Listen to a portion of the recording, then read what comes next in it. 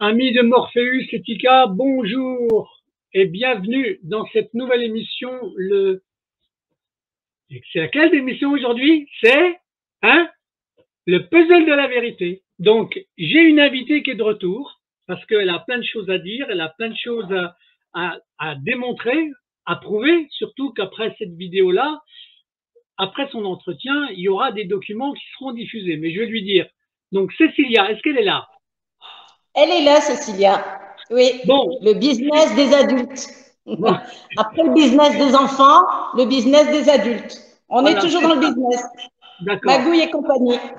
Donc Cécilia, tu es mon invitée de ce jour, d'accord? J'affiche une petite bannière pour donner, voilà, donc comme on a dit. Et tu as on va dire, tu as une continuité dans les précédents rendez-vous qu'on a eus. Tu as des nouvelles choses à dire. Les choses s'accélèrent ou s'amplifient, peu importe comment on qualifie ça. Mais je te donne la parole. Vas-y, tu nous racontes tout ça. Vas-y. Oui, bonsoir Christophe, bonsoir tout le monde. Voilà, donc, écoute, comme tu le disais si bien, il y a il y a le business des enfants, puis il y a le business des adultes. Voilà, c'est toujours pareil, c'est la continuité de cette criminalité organisée.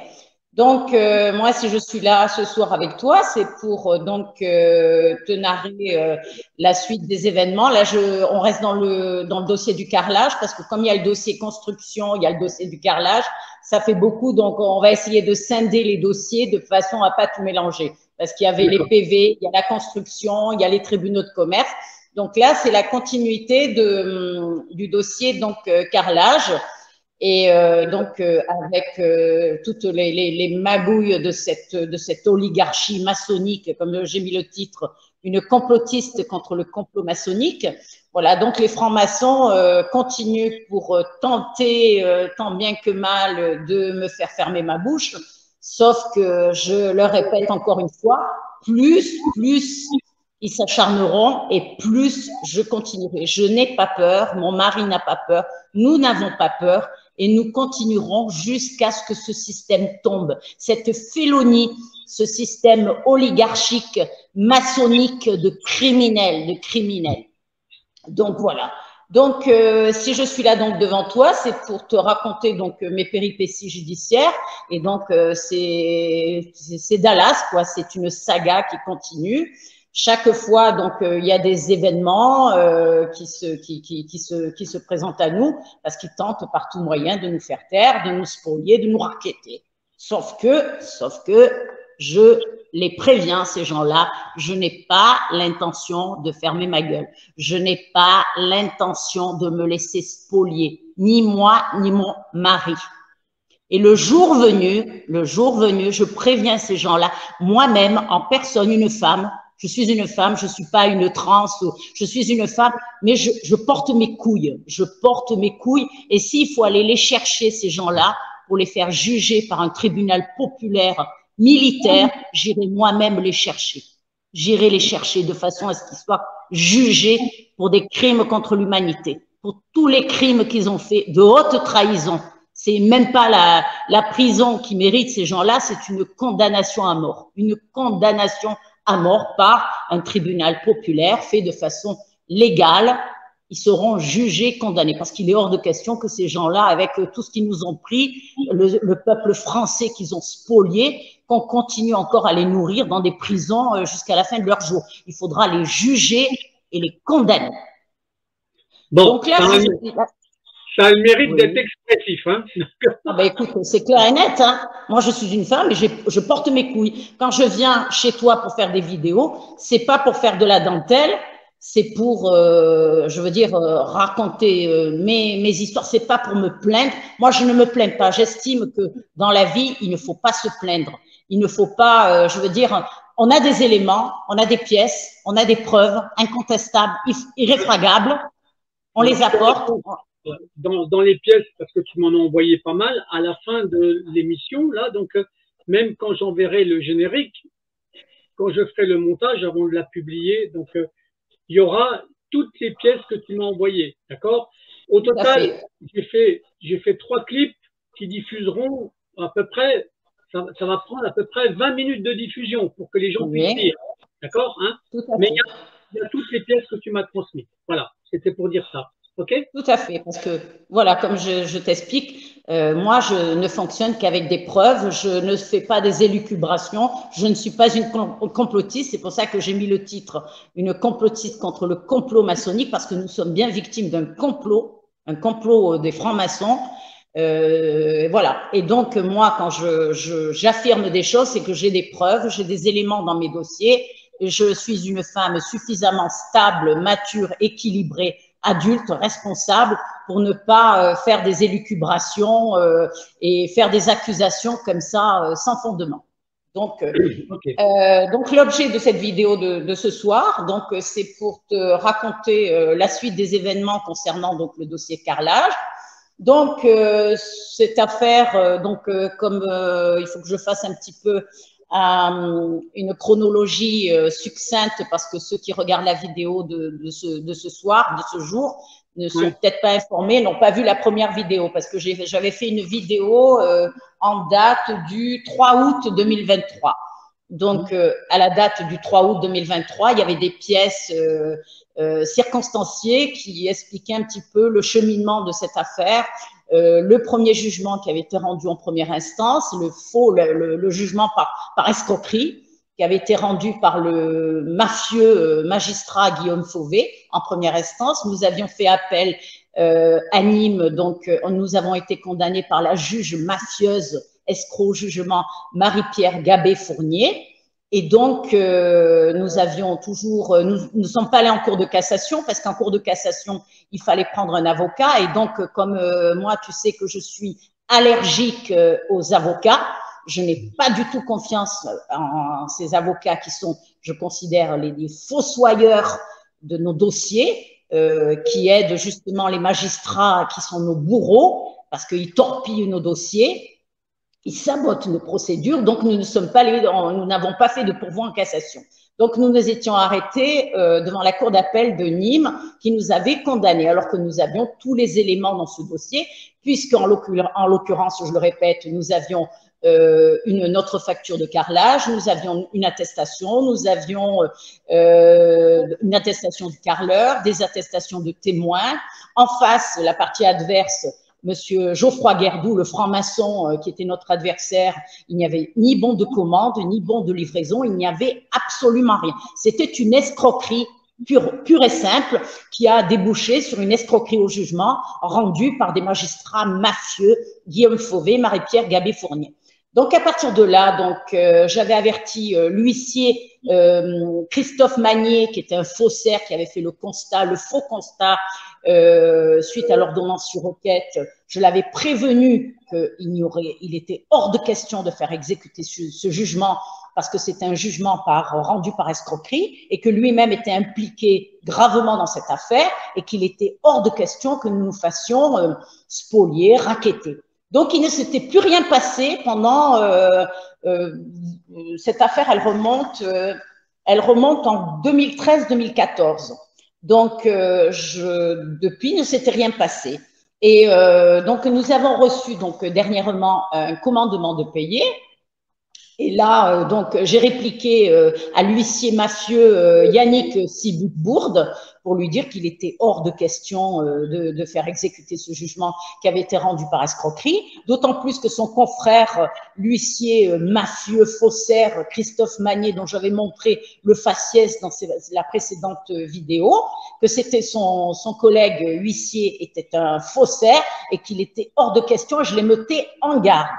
Donc là, ce qui s'est passé dernièrement, c'est que il nous a mis un commandement de payer. L'ancien huissier Christophe Magnier, le faussaire, c'était lui qui était chargé de faire exécuter ce jugement. Et comme il a vu que nous ne laissions pas faire et qu'il savait très bien qu'il rencontrerait un obstacle de taille, donc il a confié la patate chaude à Yannick Sibut-Bourde. L'huissier, toujours le même qui revient sur le devant de la scène, qui est le même huissier qui s'occupe du dossier de la construction, qui veut faire exécuter l'escroquerie au jugement dans le dossier de la construction pour le mandataire judiciaire Christian Ripert, le mandataire judiciaire escroc mafieux Christian Ripert. Donc là, il a rencontré un obstacle de taille parce que je lui ai envoyé donc tous les éléments qui démontraient qu'il y avait une escroquerie au jugement. Je l'ai mis en garde et je lui ai dit qu'il était hors de question que ce jugement soit exécuté. Donc, voyant qu'il avait quand même en face de lui quand même des gens qui étaient tenaces et qui ne se laissaient pas faire, donc comme il n'avait pas les couilles, donc il est allé il a contacté la gendarmerie d'Apt, en l'occurrence Madame Lecomte, une merdeuse, une petite gamine de 20 ans qui s'est crue nous intimider avec son uniforme. Et donc, un beau jour, en date du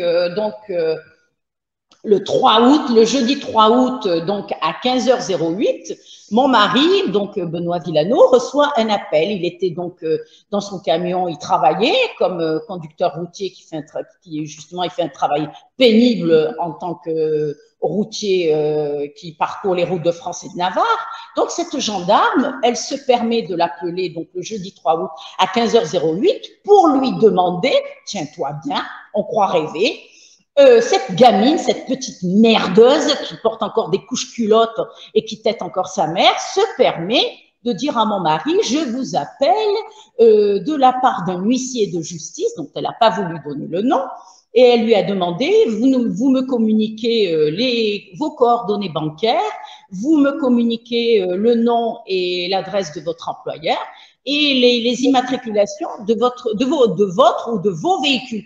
Mais mon mari lui a dit, mais même pas en rêve. Qui tu es, toi? Même pas en rêve. Tu me téléphones sur un numéro, avec un portable, tu me dis que tu es gendarme. Moi, je ne sais pas si tu es gendarme. Et même pas en rêve. Tu peux même me mettre en garde à vue. Mais jamais de la vie. Moi, je te pose des questions. Moi, je te demande des informations confidentielles. Elle lui a dit, si vous ne me croyez pas, vous n'avez qu'à passer à la gendarmerie. Je suis là à telle heure. Mon mari m'appelle. Déjà qu'il avait des difficultés ce jour-là, des problèmes dans son travail. Il m'appelle, il m'explique la situation. Je lui dis, mais attends, je vais aller, moi, à la gendarmerie de suite. Il me dit, non, ça sert à rien parce qu'elle est partie. Elle était à la gendarmerie elle lui a donné un horaire. Donc, manifestement, l'horaire était dépassé. Donc, moi, qu'est-ce que j'ai fait? J'ai pris mon téléphone et donc, j'ai envoyé des textes. Attends, non, je vais un petit peu trop vite. Donc, il y a eu cet événement. Donc, elle a appelé mon mari. Voyant qu'on ne se manifestait pas, donc elle s'est rendue à notre domicile le mercredi 9 août à 16h. J'arrivais justement chez moi et qu'est-ce que je vois? Je vois la voiture de la gendarmerie. Ils étaient 3 gendarmes. Il y avait 2 dames, dont cette Madame Lecomte, deux gamines d'une vingtaine d'années, dont cette Madame Lecomte, une gamine qui avait une vingtaine d'années à peine, et un gendarme qui les accompagnait. Et elle me dit, elle avait un torchon dans les mains, un papier, un torchon dans les mains. J'ai appelé votre mari. Oui, j'ai dit, je suis au courant, madame, je suis au courant. Qu'est-ce que vous venez faire là? Qu'est-ce que vous venez faire? Vous venez importuner les gens, mais votre travail en tant que gendarme, c'est d'aller courir après les délinquants, courir après les trafiquants de drogue, pas de venir importuner les gens chez eux. J'ai dit, là, vous venez m'importuner chez moi. J'ai dit, d'abord, vous allez reculer parce que là, vous êtes dans une propriété privée. Vous sortez de chez moi. Et donc, cette gendarme, elle m'a dit, il faut que votre mari communique les informations. J'ai dit, mais il est hors de question. C'est de la part de qui? Non, non, mais je n'ai pas à vous dire. Je dis, mais comment ça, vous n'avez pas à me dire? Vous venez me demander des informations confidentielles et vous refusez de me dire à la demande de qui? Je dis, mais vous plaisantez? Je dis, allez-vous-en. Foutez-moi le camp d'ici. Foutez-moi le camp. Illico presto. Donc, ils sont partis. Et donc, c'est à partir de là que j'ai envoyé des SMS pour acter, parce que comme tu comprends, Christophe, il n'y avait pas de traces, c'était tout oral. Moi, j'ai envoyé justement des SMS, 3 SMS en l'occurrence, qui seront produits donc en fin de vidéo, pour expliquer justement la chronologie et acter tous ces événements. Donc, j'ai envoyé 3 SMS. Le premier, c'était pour acter les événements, ce qui s'était produit, comment elle s'était comportée, cette merdeuse en uniforme qui veut jouer la justicière auprès des citoyens honnêtes. Donc, j'ai expliqué dans le texto, j'ai fait la chronologie pour dire qu'elle était venue tel jour, qu'elle avait appelé mon mari tel jour, qu'elle était venue chez nous tel jour, et que donc nous n'étions pas des complotistes, comme elle semblait le dire, ce que d'ailleurs j'ai retrouvé dans sa déposition quand j'ai été, on m'a tendu un traquenard à la gendarmerie quand j'étais en garde à vue. Et donc voilà, je lui ai envoyé un premier texto. Je lui ai envoyé un second texto pour lui expliquer que, contrairement à ce qu'ils disent, nous ne sommes pas des complotistes. Et je l'invitais justement à aller regarder la vidéo que j'avais faite sur chez toi, justement, sur le carrelage. En l'occurrence, cette vidéo que j'ai citée tout à l'heure, en date j'ai donné la date, du 3 août 2023. Donc, je lui ai envoyé le lien de cette vidéo où il y avait des documents à la fin de la vidéo pour expliquer que nous étions vraiment victimes dans cette affaire, victimes d'une escroquerie au départ et d'une escroquerie au jugement de la part de juges mafieux. Et que donc, il y avait des juges aussi qui faisaient des faux en écriture. En l'occurrence, Madame Constance de Franceschi, la juge d'instruction mafieuse et faussaire. En aparté, tiens, je précise que cette juge d'instruction, Constance de Franceschi, donc dernièrement, j'ai appris qu'elle a été envoyée à Nouméa, et que donc elle a été de juge d'instruction, elle est passée à juge d'application des peines.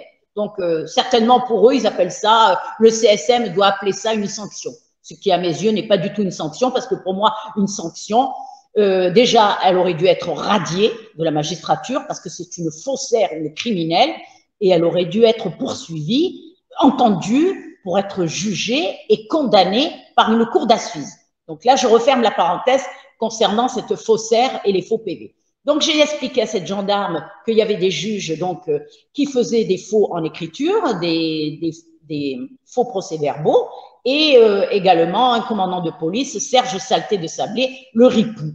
Donc, elle n'a rien voulu savoir ce jour-là quand elle est venue. Elle m'a dit, on est pressé, on s'en va. Et donc, voilà. Donc, je lui ai envoyé le lien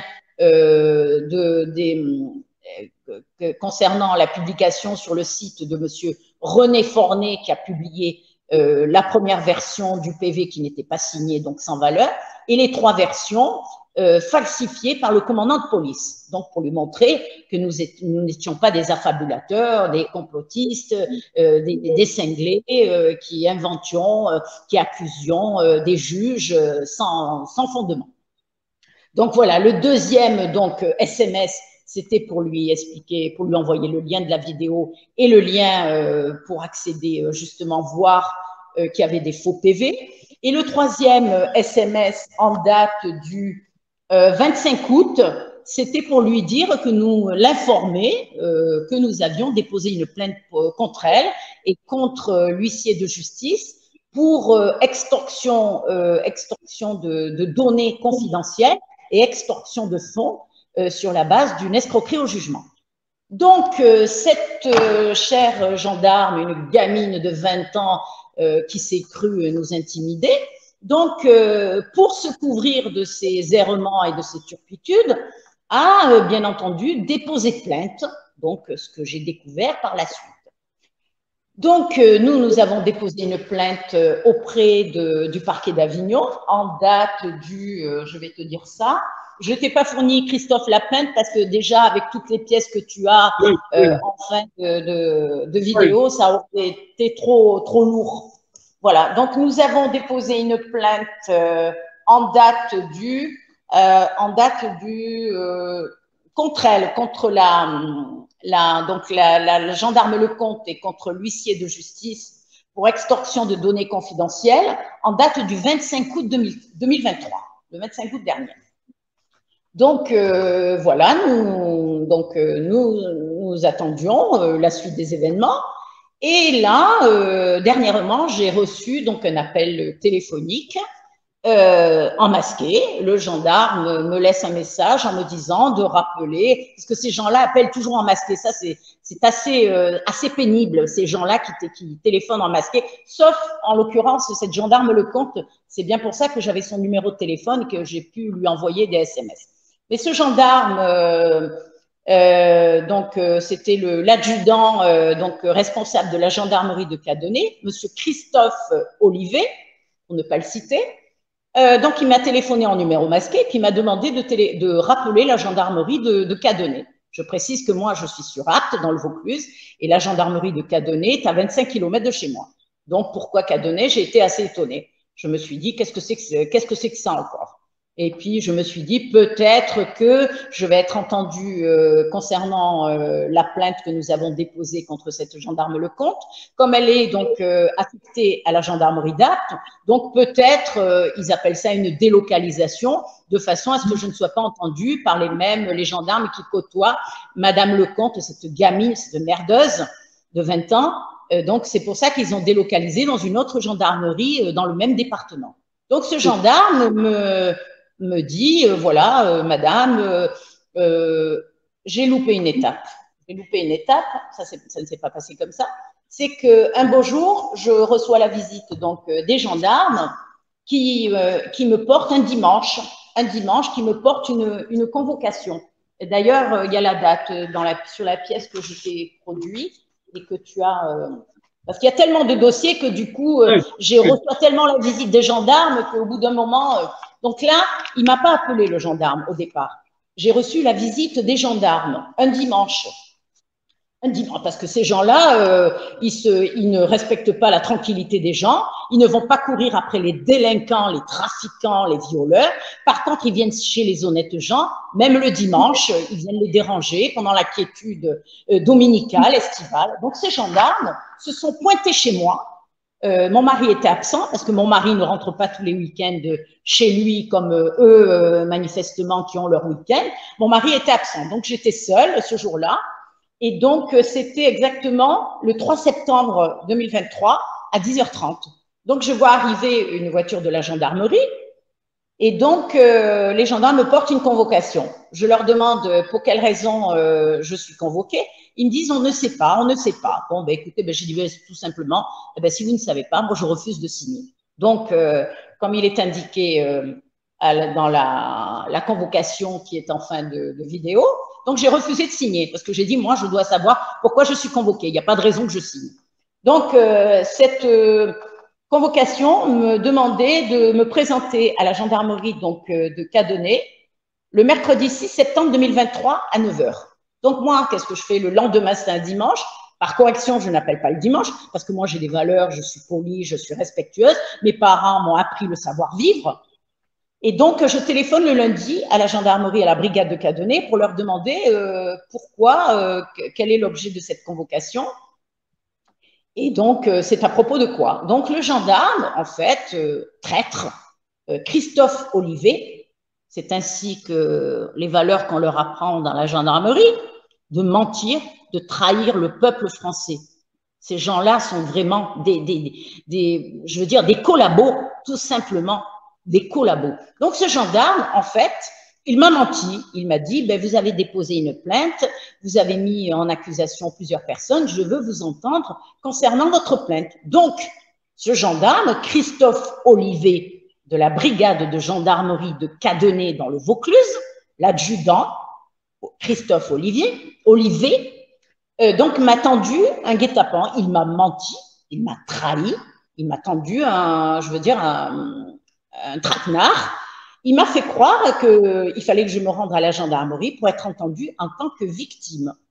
Donc, il m'a dit qu'il fallait que nous entendions tous les deux, mon mari et moi. Je lui ai expliqué que mon mari n'était pas un fonctionnaire, qu'il était conducteur routier, qu'il était absent, qu'il partait la semaine, voire plusieurs semaines, et que déjà, ça faisait plusieurs week-ends qu'il n'était pas rentré. Et donc, il aurait fallu qu'il nous propose un week-end de façon à ce que mon mari puisse éventuellement, avec plus de chance, être présent à la gendarmerie, se présenter, parce que je lui ai rappelé qu'on était quand même victimes tous les deux, qu'il n'y avait pas que moi dans la plainte, et qu'il fallait qu'il nous entende tous les deux. Il m'a dit, ben, je vais voir ce que je peux faire, et puis je vous rappelle. Non, il ne m'a même pas rappelé, il m'a demandé de le rappeler. Donc, il était convenu que je le rappelle tel jour. Et comme moi, je suis quelqu'un qui a une parole, je suis une femme d'honneur avec un grand H, une femme de parole avec un grand P, une femme qui a des couilles avec un grand C. Donc, j'ai rappelé la gendarmerie et il a reconnu que j'étais de parole et que donc je l'avais rappelé comme prévu. Et je lui ai expliqué que donc voilà, c'était difficile pour mon mari le week-end, mais qu'il fallait quand même qu'il nous propose un week-end parce qu'il n'y avait que le week-end de disponible. Il m'a dit non, mais écoutez, ce n'est pas possible, ce n'est pas possible. Ben, j'ai dit pourquoi vous m'avez demandé de vous rappeler en fin de compte? Je ne comprenais pas l'objet de sa demande. Il me demandait de le rappeler, de voir pour convenir d'un week-end. Et puis moi, je rappelle pour justement essayer de trouver une solution par rapport au travail de mon époux qui ne pouvait pas se libérer la semaine. Et puis finalement, il me dit que ce n'est pas possible. Donc, je lui dis, écoutez, je vais essayer de voir avec mon mari. Il me dit, écoutez, dites à votre mari s'il ne peut pas se libérer un jour de semaine. Non, mais attends, mais on rêve. Mais ce gendarme, mais pour qui il se prend? Il me demande d'imposer donc à Benoît, qui est un ouvrier, qui est un employé, d'imposer à son patron de manquer une journée. Imagine, il se trouve dans le nord à Lille. Comment il fait pour redescendre avec son camion et pour se libérer une journée dans la semaine? D'autant plus pour être, en fin de compte, mis en garde à vue. Piégé, c'était un traquenard. Suite à la plainte de la gamine Lecomte, c'était pas pour notre plainte, c'était pas pour nous, c'était contre nous. Donc, voyant que c'était très difficile pour mon époux de se libérer, donc du coup, il ne savait pas comment faire. Et comme lui, monsieur, certainement avait ses week-ends qui passaient chez lui avec son épouse et ses enfants, donc il a confié le dossier à un de ses collègues.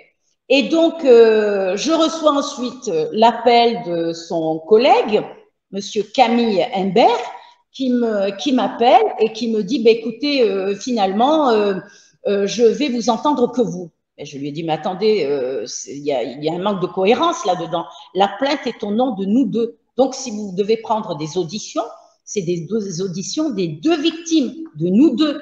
Il n'y a pas que moi qui suis victime. Il me dit, venez, je vous entendrai que vous, et s'il faut, j'appellerai votre mari. Mais j'ai dit, mais là, il y a comme un souci, là. Qu'est-ce que vous êtes en train de me raconter? Entendre mon mari, prendre une audition de mon mari en tant que victime par téléphone. Là, j'ai senti déjà qu'il y avait anguille sous roche. Donc là, c'était un lundi. Il me demande donc de me rendre à la gendarmerie. Est-ce que je pouvais me rendre le mercredi?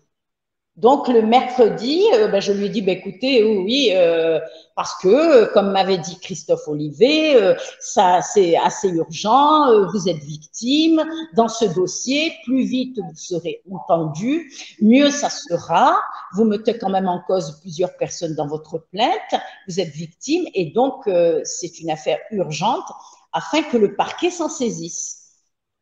Et donc, le gendarme Camille Imbert, qui avait pris le relais de monsieur Christophe Olivet, l'adjudant responsable de la brigade de gendarmerie de Cadenet, m'appelle donc un lundi, je cherche la date, le lundi… 1er septembre je ne sais plus. Le lundi… c'est par rapport à mon procès verbal de convocation, là, oui, attends. Le 13. Il m'appelle donc le lundi 11, pour me dire si je suis disponible le mercredi 13. Je lui dis oui. Je lui dis oui, que je me rendrai à 9 h, je serai présente à la gendarmerie de Cadenet. Et donc, voilà. Donc, le mercredi 13 septembre, donc je me rends à la brigade de gendarmerie de Cadenet. Et là, quand j'arrive, voilà, le gendarme m'accompagne donc dans son bureau et c'est là qu'il me dit, écoutez, voilà, je vous informe de votre mise en garde à vue. Je lui ai dit, mais attendez, mise en garde à vue, c'est une plaisanterie là, c'est une plaisanterie. Il me dit non, non, je vous mets en garde à vue suite à la plainte de Madame Lecomte. Ce qui veut dire que donc nous, notre plainte n'a pas été prise en compte alors que nous sommes victimes d'une escroquerie au jugement.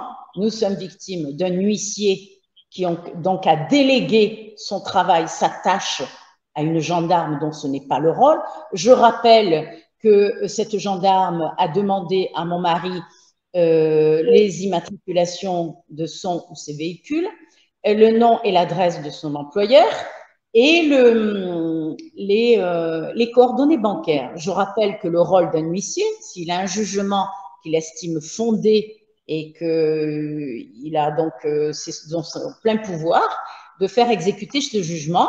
Et donc, il a accès au fichier FICOBA. Le fichier FICOBA, c'est le fichier qui retranscrit les comptes bancaires. C'est lui qui a accès au fichier de la préfecture. Et s'il veut obtenir l'adresse et l'employeur de la personne qu'il estime être une personne, comment dire, un débiteur, donc il fait une procédure auprès du tribunal de façon à obtenir les coordonnées de l'employeur. Sauf que cet huissier mafieux, Yannick Sibutbourg et Pierre Lévy, ce sont les deux huissiers mafieux qui sont dans tous nos dossiers, il n'avait pas les couilles de le faire, il n'avait pas les testicules de le faire, et donc il a eu peur parce qu'il sait que nous ne nous laisserons pas faire, nous laisser dépouiller de nos biens, de notre travail, de notre labeur. Donc ces huissiers, donc ont mandaté la gendarme Lecomte, en fin de compte avec nos impôts, avec nos dîmes, pour faire le travail qui lui revenait à lui. Donc, voilà. Donc, le rôle d'un gendarme n'est pas de les récupérer des informations confidentielles, le fichier des comptes bancaires, les coordonnées bancaires, les coordonnées de l'employeur. Ça, c'est le rôle d'un huissier, c'est son travail. Il est assermenté pour ça et c'est son rôle à lui. Ce n'est pas le rôle d'un gendarme. Le rôle d'un gendarme est de veiller à la sécurité des citoyens, de protéger les citoyens, de protéger les honnêtes gens et d'aller traquer les voyous. D'accord, mais donc, une question m'interpelle quand même. Là, dans la garde à vue, alors c'est quoi les questions qu'il a pu te poser dans la garde à vue? Donc là, il m'a dit, je vous mets en garde à vue par rapport à la plainte de Madame Lecomte. J'ai dit, vous plaisantez, plainte, et ma plainte à moi. Il me dit, mais sur votre plainte, vous serez entendu plus tard. En attendant, c'est moi la victime et j'attends toujours. Je n'ai toujours pas été entendue sur ma plainte contre ces huissiers et contre la gendarme. La convocation, c'est un prétexte en escroquerie, en fait. C'est ça, c'est ça. C'était un guet-apens de ce gendarme collabo, de ce gendarme menteur, de ce gendarme complice, Christophe Olivet. Donc, il voulait m'entendre pour sa collègue qui a déposé plainte. Donc, la plainte de la gamine Lecomte, je ne sais pas son prénom, je n'ai que le nom, Lecomte, qui est affectée à la brigade de gendarmerie d'Apt. J'avais promis que je disais exactement où elle exerçait, donc je le fais. Cette gendarme, cette gamine à la botte des francs-maçons qui vient harceler les citoyens honnêtes, les importuner chez eux, et téléphoner aux victimes, c'est la gendarme Lecomte. Elle exerce à la gendarmerie, à la brigade territoriale d'Apt, qui est la ville où j'habite dans le Vaucluse. Et donc, j'ai été mise en garde à vue. Alors, les chefs qu'on me reprochait, c'était harcèlement, parce que j'ai envoyé 3 textos, donc c'était du harcèlement, de la diffamation, non, dénonciation calomnieuse, ou diffamation, je ne sais plus l'un ou l'autre, parce que j'aurais publié une vidéo. J'ai dit, mais attendez, j'ai dit, vous l'avez la vidéo? Vous l'avez? Sortez-moi là la vidéo que j'ai faite où je cite Madame Lecomte. Sortez-moi là. Donc, dénonciation calomnieuse ou diffamation. D'ailleurs, le terme est inapproprié parce que je vois pas ce que fait là la dénonciation calomnieuse ou la diffamation, parce que la diffamation, ça voudrait dire que j'accuse quelqu'un de faits qui sont mensongers, et de la dénonciation calomnieuse, ça veut dire que j'accuserai quelqu'un de faits qui calomnieux, qui portent atteinte à son honneur, des faits que cette personne n'a pas commis.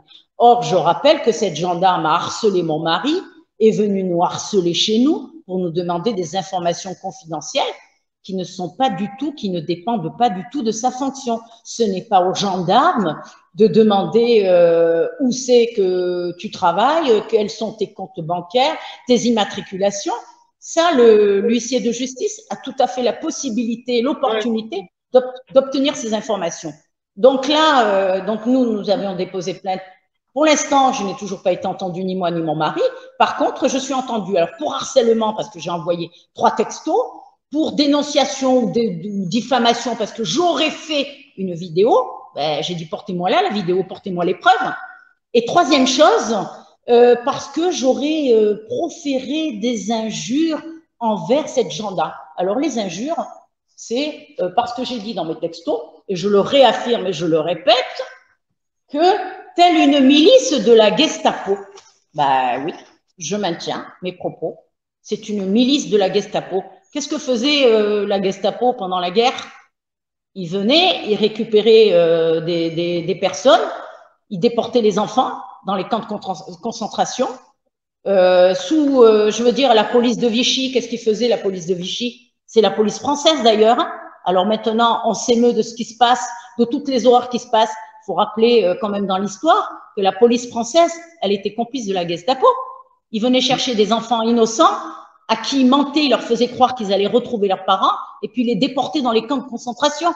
Donc la police française a été complice de la Gestapo. Donc voilà.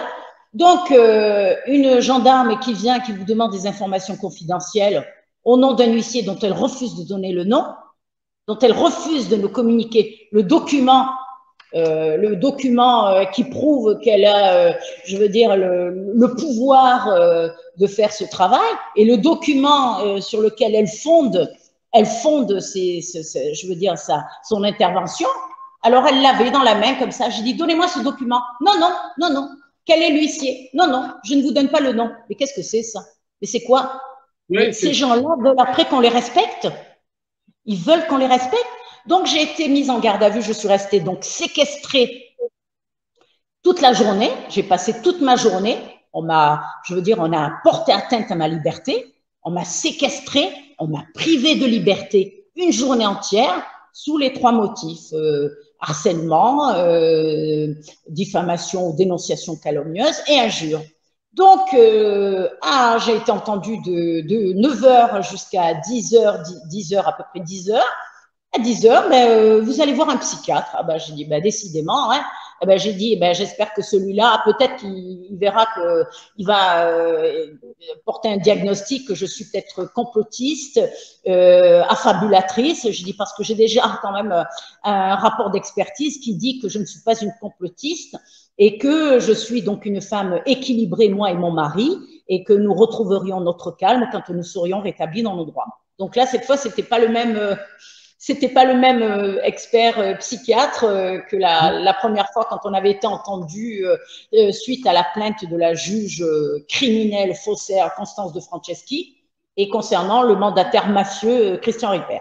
Donc là, c'est un expert psychiatre qui m'a entendu. Alors, le baratin habituel, qu'est-ce que vous faites dans la vie? Est-ce que vous êtes marié? Est-ce que vous avez des fréquentations? Est-ce que vous avez une vie sociale? Enfin, voilà. Ils essayent de faire feu de tout bois pour essayer de trouver une faille pour essayer de s'engouffrer dedans, parce que ces psychiatres, ils sont tellement dingues qu'ils essayent toujours de trouver, si vous allez dire que vous ne fréquentez personne, ils vont dire que vous n'avez pas de vie sociale. Si vous dites que vous aimez la nature, ils vont dire que vous êtes un peu, vous vivez en dehors de la société. Voilà, ils ont toujours de ces explications mormoelleux, quoi, des explications maçonniques, alors que ceux qui auraient besoin d'une expertise psychiatrique, c'est bien tous ces gens-là, cet expert psychiatre, ces gendarmes, ces magistrats mafieux. Donc, il m'a gardé pendant 2 heures. J'ai raconté un peu n'importe quoi. Je suis passée à côté. Voilà. Donc, à midi, ça a été terminé. Ça a duré 2 heures quand même, son blabla, me poser des questions complètement débiles. Et donc, à midi, le gendarme, il me dit, écoutez, Madame Villano, maintenant, malheureusement, je vais être obligée de vous garder parce que le magistrat, bien entendu, le magistrat, il est parti déjeuner parce que ces gens-là, c'est des fonctionnaires. Ils commencent à 10h, ils ont fini à midi, ils reprennent à 14h et à 17h, ils ont fini leur travail. Après, ils disent qu'ils vont vous raconter qu'ils sont débordés de travail, qu'ils ont des dossiers, ils n'ont plus les moyens, la justice est débordée, les magistrats sont en burn-out, ils n'en peuvent plus. Donc, ben, j'ai été séquestrée en garde à vue jusqu'à donc à partir de même 14 heures, 15 heures. Et à partir de 15 heures, Monsieur Nicolas Delpierre, dont tu as la photo, mais je le présente encore parce que moi j'aime bien montrer le faciès de ces gens-là. Alors, Monsieur Nicolas Delpierre, le magistrat vice-procureur au tribunal d'Avignon, au tribunal judiciaire d'Avignon. Donc, ce magistrat, ben, il a décidé de mon sort. Voilà, ces gens-là se permettent de nous juger, de porter un jugement même de valeur sur nous, qu'on est des affabulateurs, on est des menteurs, on est des délinquants. Donc, ce magistrat, suite à mon audition, il m'a posé des questions complètement saugrenues, le gendarme. Voilà, est-ce que vous reconnaissez le harcèlement? Ben, je dis absolument pas. Le harcèlement n'a pas lieu, il n'y a pas du tout de harcèlement. Le premier SMS, c'était pour acter tous les événements et les abus de cette gendarme délinquante, la gendarme Lecomte. Le deuxième SMS, c'était pour lui expliquer, lui prouver que nous n'étions pas des affabulateurs et que il y avait une juge d'instruction et un commandant de police qui avaient fait des faux. Et donc, je lui ai envoyé le lien de la vidéo que nous étions bien victimes dans le dossier du carrelage, victimes d'une escroquerie au jugement. Et le troisième SMS, c'était pour l'informer que nous avions déposé une plainte. Donc, finalement, ils n'ont pas retenu le harcèlement, puisque mon explication était tout à fait objective et correcte. Je n'ai jamais harcelé cette gendarme. Je lui ai expliqué tout ce qui s'était passé. J'ai fait la chronologie des événements. Le deuxième, c'était pour lui dire que nous n'étions pas des complotistes, qu'il y avait vraiment des faux PV, qu'il y avait vraiment une escroquerie au jugement. Et le troisième, c'était pour l'informer qu'il y avait une plainte. Donc, moi, je ne l'ai pas prise en traître. Je ne suis pas une traître comme eux. Je ne suis pas une vendue, une collabo comme eux. Donc, moi, je l'ai informé. J'ai tout expliqué, été honnête du début jusqu'à la fin. Donc, finalement, ils n'ont pas retenu le harcèlement. Ils n'ont pas retenu la dénonciation calomnieuse ou la diffamation. Ils ont retenu, il fallait bien qu'ils ne pouvaient pas me laisser partir comme ça parce qu'ils auraient été un petit peu, ils seraient passés un petit peu pour des minables parce qu'ils m'ont mis en garde à vue.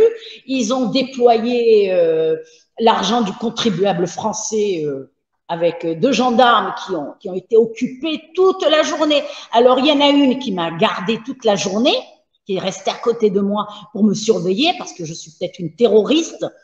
Il y a celui qui m'a auditionné de 9 h jusqu'à 10 h, 10 h 30.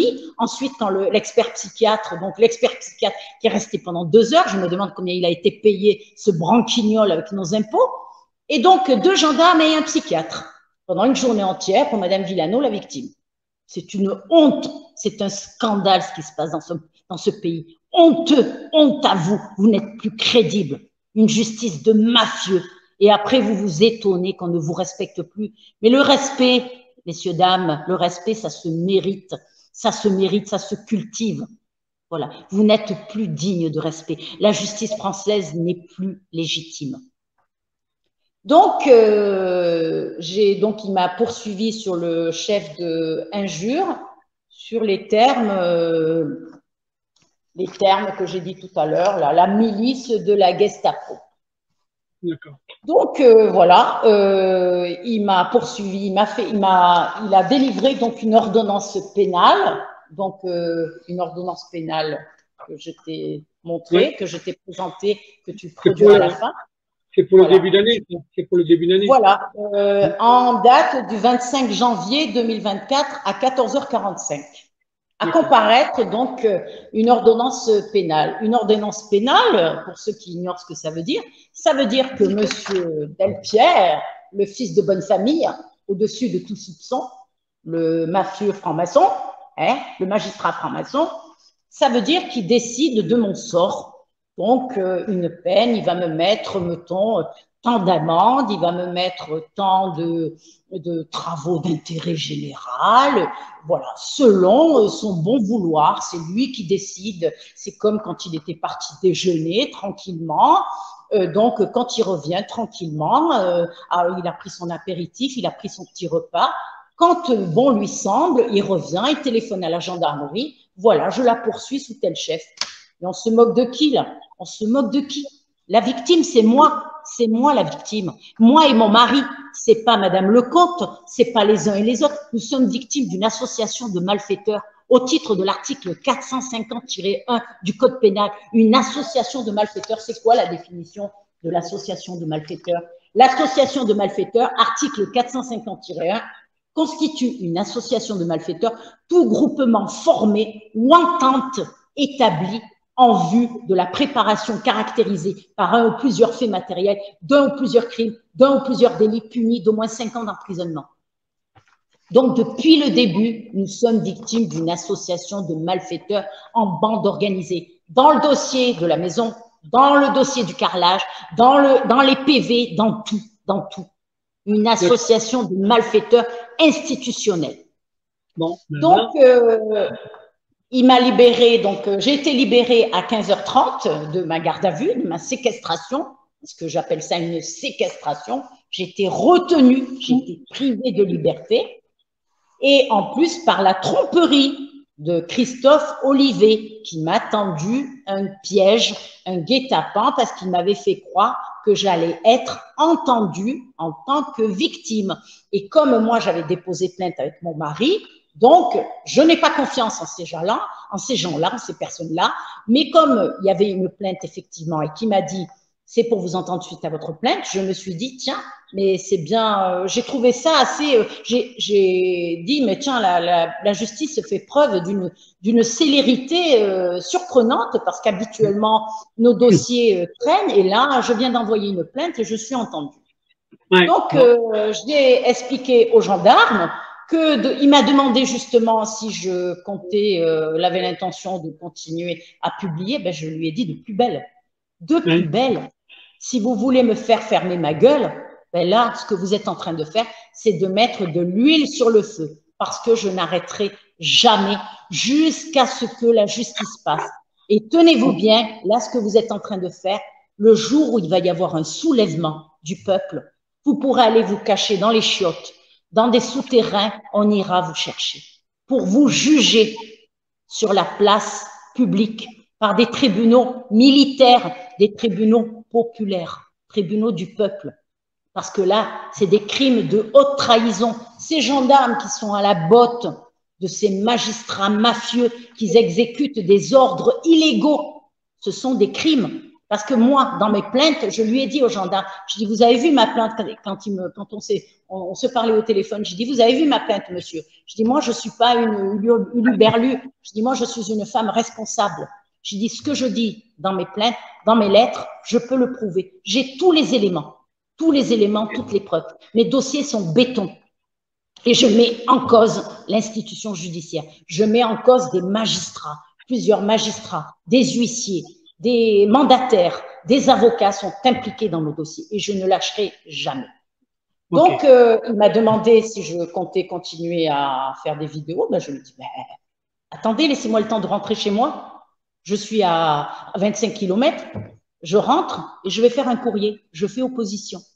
Je suis rentrée et donc j'ai fait un courrier au magistrat Nicolas Delpierre pour l'informer que je faisais opposition à sa convocation, parce qu'il est hors de question. Je lui ai dit que s'il avait encore de l'argent à dépenser, puisque manifestement, il dépense l'argent des contribuables français, puisque moi, combien a coûté ma journée de garde à vue avec 2 gendarmes et un expert psychiatre? Combien ça a coûté, ça? Parce que les gendarmes, ils étaient occupés. Ils étaient occupés avec moi, avec Madame Villano, honnête, citoyenne, victime. Et pendant ce temps-là, les cambrioleurs, les violeurs, les délinquants, les trafiquants de drogue, ils s'en donnent à cœur joie.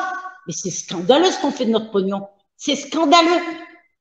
Donc, j'ai fait un courrier recommandé à Nicolas Delpierre pour lui dire que donc je m'opposais totalement à son ordonnance rendue le jour même et que je ne comparaîtrais pas au tribunal le 25 janvier. Le 25 janvier à 14h45. Et que s'il avait encore de l'argent à dépenser, s'il estime utile, il a qu'à me citer à comparaître devant le tribunal correctionnel.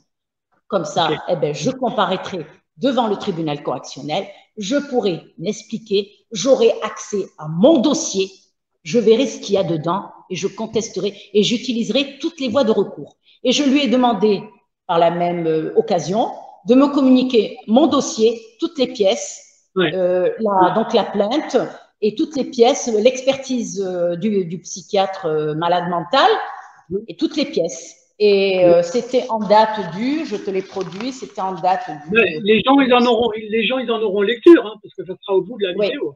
Hein. Me semble-t-il que c'était en date du 18 septembre. 18. Je regarde quand même la date. Oui, le 18 septembre. Donc, j'ai fait opposition en date du 18 septembre. Et à ce jour, le 13 octobre, je n'ai pas de nouvelles. Donc, je n'ai pas de communication de mon dossier. Je ne sais pas si le psychiatre a diagnostiqué de la schizophrénie, une maladie mentale. Donc, j'attends. Pour l'instant, j'attends. Je n'ai pas de nouvelles. Mais quoi qu'il en soit, si je suis convoquée devant le tribunal correctionnel, eh ben, j'irai la tête haute et je ne me laisserai pas faire et je leur rentrerai dedans. Parce que moi, ces magistrats ne me font pas peur. Ce sont des voyous. Et moi, les voyous, je n'en ai pas peur. Donc, j'ai fait opposition. Ensuite, j'ai fait un courrier donc au gendarme Olivier, parce que ça me tenait quand même à cœur de lui dire les 4 vérités et de lui dire que c'était un traître, que c'était un menteur, qu'il m'avait tendu un piège et que je n'appréciais pas du tout cette façon de faire. Donc, je lui ai adressé un courrier à lui en date qui sera à la fin de la vidéo, en date du 29 septembre. Et ce même courrier, donc, je l'ai envoyé à l'inspection générale de la gendarmerie pour dénoncer ces comportements inacceptables. Et je l'ai adressé également encore au vice-procureur Nicolas Delpierre, donc à ce gendarme Christophe Olivet, à l'IGGN, à l'inspection générale de la gendarmerie nationale, ainsi qu'au substitut du procureur Nicolas Delpierre. Donc, je trouve ces agissements inacceptables, intolérables, inadmissibles. Donc, ils m'ont tendu un piège et je trouve ça complètement, je veux dire, inacceptable. C'est scandaleux avec l'argent des contribuables s'acharner de telle sorte, de telle façon sur les victimes. Okay. Donc, voilà. Ensuite, oui. Non, mais c'était pour savoir, tu as encore à dire, parce qu'on arrive presque au bout de la vidéo. Il y aura encore 20 minutes après derrière, il faut le savoir. Hein. Oui, donc écoute, je pense que j'ai fait un petit peu le tour de ce dossier, donc les suites donc, du dossier du carrelage. Donc j'ai dit à peu près ce qu'il en était. Donc voilà, donc écoute, j'ai dit tout à l'heure, j'ai expliqué que donc Madame Constance de Franceschi, si on peut appeler ça Madame la faussaire, la criminelle, le juge d'instruction qui avait fait les faux PV, a été donc envoyée, mutée à Nouméa et qu'elle est devenue donc juge d'application des peines. Donc pour l'instant, je n'ai pas de nouvelles de ma plainte. J'ai demandé où en était ma plainte dernièrement en écrivant au procureur à Avignon, à Madame Florence Galtier. Elle m'a indiqué que ma plainte était confiée à des services de police. Donc, j'attends la suite. Et donc, de toute façon, s'il ne se passe rien, je vais déposer une plainte avec constitution de partie civile parce que cette affaire, on ne lâchera pas, ni celle-là, ni le reste. Voilà. Ok, bon, écoute. Hein? Donc, voilà, donc écoute, sur ce dossier, je pense que j'ai dit à peu près l'essentiel. Je voulais quand même, à la fin de cet entretien, quand même pousser un coup de gueule concernant toutes ces personnes-là, ces pseudo-alerteurs et ces victimes qui viennent sur les réseaux sociaux, qui viennent, je veux dire, se plaindre d'un système et en fait, dans lequel ils mangent. Alors moi, je trouve que c'est un manque de cohérence qui m'ulcère. Je vois par exemple des victimes qui disent qu'elles se plaignent d'un système. Dernièrement, tu en as reçu un par exemple, qui a fait une vidéo, donc qui est victime, qui se dit, moi je ne connais pas son dossier, mais il se dit victime, sauf qu'à côté de cela, dès qu'il sort d'une garde à vue, qu'est-ce qu'il fait? Il cède à l'intimidation et puis il ne publie plus rien. Il enlève tout ce qu'il a publié sur les réseaux sociaux.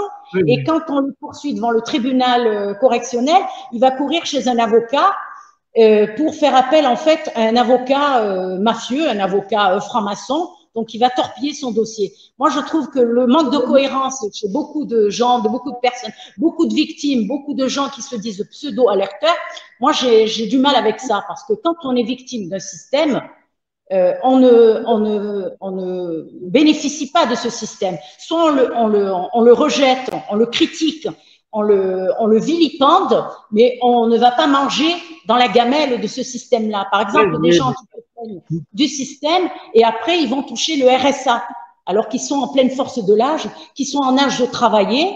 Par exemple, cette personne, pour ne pas la citer, elle se reconnaîtra, elle ne travaille pas, elle est en pleine force de l'âge, et elle ne travaille pas, puis elle s'étonne de ne pas avoir ses gamins. Je veux dire, quand on fait des enfants, c'est qu'on sait que c'est une responsabilité, donc on sait qu'on peut les assumer, les élever. Et pour élever des gamins, donc il faut quand même avoir les épaules larges, c'est une responsabilité, et il faut avoir des moyens financiers. On ne peut pas percevoir le RSA d'un système mafieux qui est payé, je précise quand même, avec nos impôts, de ceux qui travaillent, nous, toi, moi, tous les gens qui travaillent honnêtes, et après, on va cracher dans la marmite dans laquelle on a mangé. Donc, il faut un petit peu de cohérence. Je sais que beaucoup de gens sont fragiles, parce que moi, je vois à droite à gauche dans les réseaux sociaux des gens qui vont je veux dire, se jeter dans les bras dans la voyance et qui croient à des choses complètement débiles. Je veux dire, on est en guerre, comme disait Monsieur Macron, on est en guerre. Et quand on est en guerre, on ne parle pas de religion, on ne parle pas on ne fait pas des élucubrations en parlant de voyance, de trucs comme ça. Moi, je suis en guerre contre ce système. Je suis en guerre. Ben, on reste sur ça, d'accord? Ok. Voilà. Bon. Donc, bon. Écoute, j'espère que je pense avoir dit l'essentiel de ce dossier. Ok. Et puis, écoute, on se reverra. Je ferai une autre vidéo prochainement parce que j'aurai quand même des précisions à apporter dans le dossier de la construction. Et éventuellement, si j'ai des informations complémentaires concernant les PV, je ferai également une autre vidéo.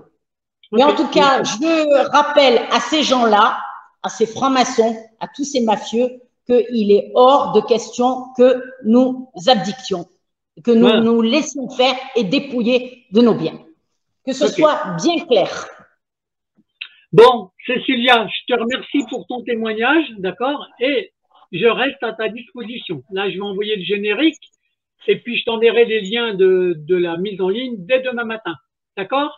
Pas de problème. Je te remercie, Christophe. Merci pour ton investissement et je demande à toutes les personnes qui vont visionner cette vidéo de partager, de diffuser en masse parce que j'ai vu que la dernière vidéo que j'avais faite, elle avait rencontré un réel succès parce que j'ai vu rien que sur YouTube, elle a fait 1,4, je crois. Et c'est pas mal quand même. Et plus on partagera, et mieux ça sera. Parce que j'ai vu un commentaire dernièrement d'une personne qui disait c'est bien beau, Christophe, tu fais des vidéos, mais à quoi bon? À quoi bon? Si, moi je dis que oui, il faut continuer à publier parce qu'il y a des gens d'ailleurs qui ignorent totalement ce qui se passe.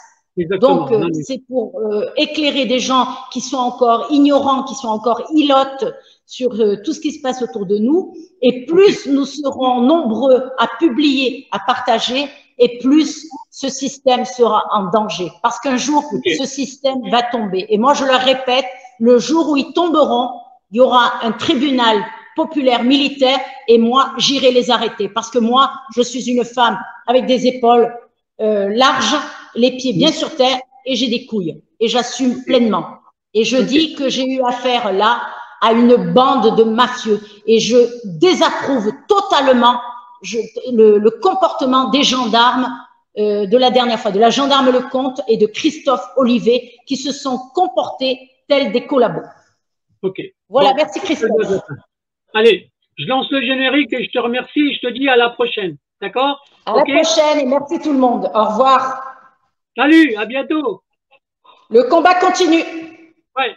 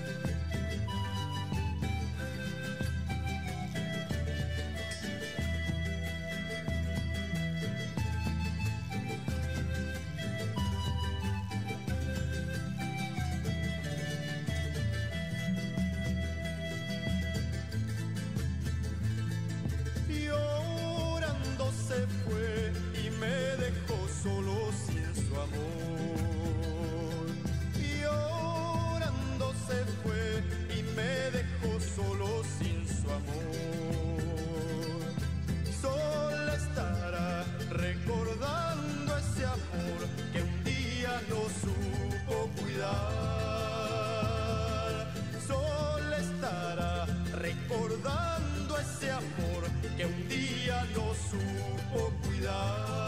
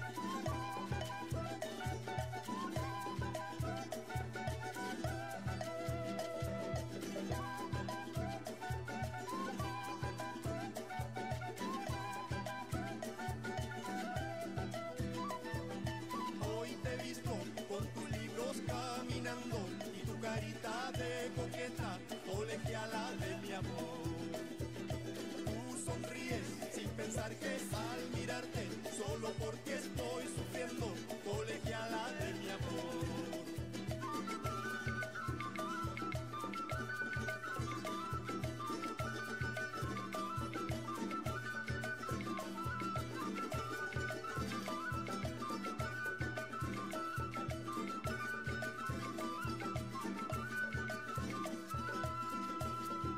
Hoy te he visto con tus libros caminando y tu carita de coqueta, colegiala de mi amor.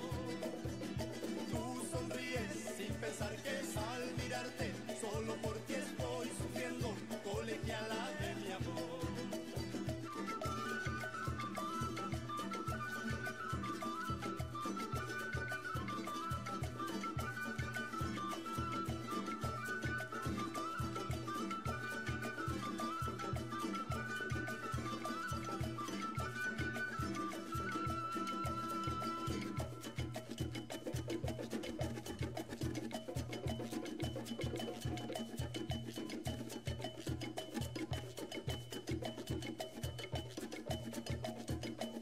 Colegiala, colegiala, colegiala linda, colegiala, colegiala no seas tan coqueta, colegiala decime que sí, colegiala, colegiala, colegiala linda, colegiala, colegiala no seas tan coqueta, colegiala decime que sí.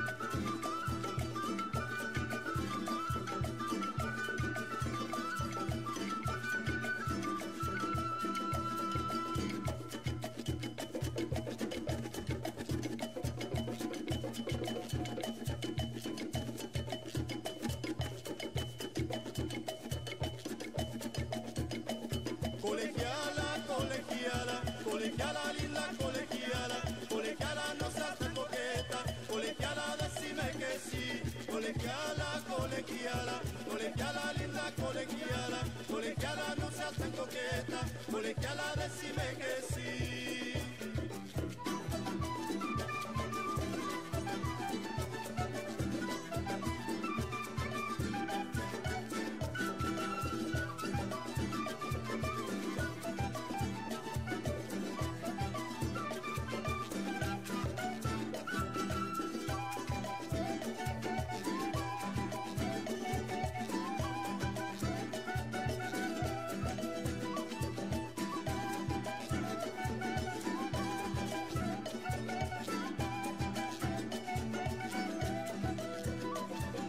Hoy te he visto con tus libros caminando y tu carita de coqueta, colegiala de mi amor.